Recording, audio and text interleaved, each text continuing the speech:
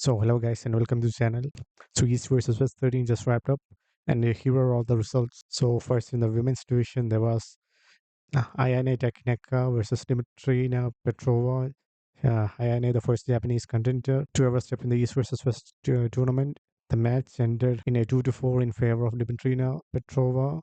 It was a match of strength versus experience. Ayana was very strong, but Dimitrina had better endurance, and she managed to get the win. The score of 4-2 in favor of Dimitrina Petrova. Next is Carolina versus Olga Terpelova. It was a 3-0 victory in favor of Carolina. Barbora versus ICLUDE, and Barbora won decisive victory against Sigley at the score of 4-0. She was extremely dominant, pretty much like she was like the Levan Sagnashvili in the women's division. There was nothing Sigley could have done inside, outside, or whatsoever. Then moving on to the left-hand matchups, which was Artyom Terenenko versus Tom ROZITS. The match was 3-0 in favor of Tom ROZITS, winning the match. Next, Artem TAYNOV versus BETKILI ONIANI, which BETKILI won the match, the score of 4-1. And next match was Daniel Prokopchuk versus Bosidar Simonov. Daniel won the match with a score of 4-0.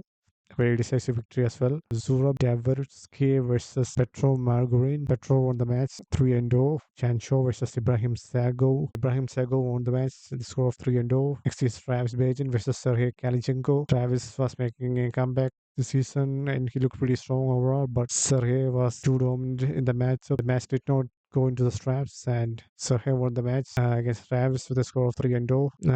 I hope we get to see more of Travis in the later events, hopefully. And next is Evgeny PRUDNIK versus ZIRAKASHVILI, and the match ended in favor of IRAKLI. He was able to top roll PRUDNIK in all the 3 rounds with a score of 3-0. Next is Artyom WAWRZYNSKI versus Vladimir MIAOROV. Artyom WAWRZYNSKI was not able to do anything against Vladimir, and Vladimir was the winner with a score of 3-0. Moving on to TODD Hutchings versus Krasimir Kostadinov. TODD Hutchings dominated the match mostly in the hook barrel, and finally we get to see Krasimir finally attempting a top roll. Still, it ended up in favor of Hutchings as there was too much side pressure and Krasimir was not able to do anything against Hutchings, and the match went in favor of Tor Hutchings with a score of 3-0. Then next is David Dadikian versus Oleg Petrenko. Oleg Petrenko was the winner with a score of 4-0. They were pretty evenly matched in strength, but Oleg Petrenko proved to be a bit too much for David Dadikian at the end.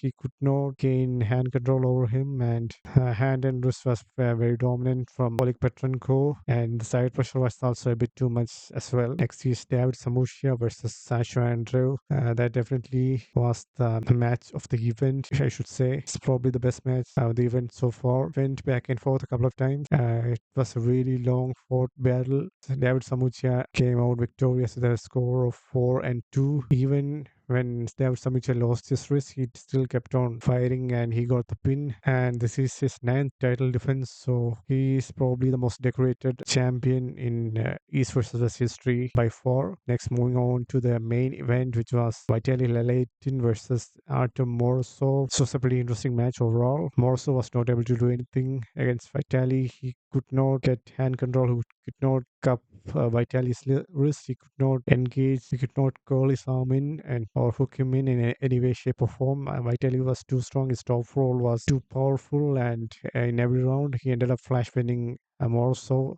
And so the winner is Vitaly Laletin with a score of 3-0. So that's it for the events in East versus West 13. Vitaly looks like the #1 contender to be facing Levan for the world #1 super heavyweight world championship. Hermes Gasparini also looks pretty strong at the moment, so I think Vitaly and Hermes should have a rematch, and the winner should definitely go on to face Levan for the #1 title. So definitely Vitaly is looking at a very impressive and very special place right now. I think he has the potential to be #1 in the world. Guess only time will tell. So that's it for the video.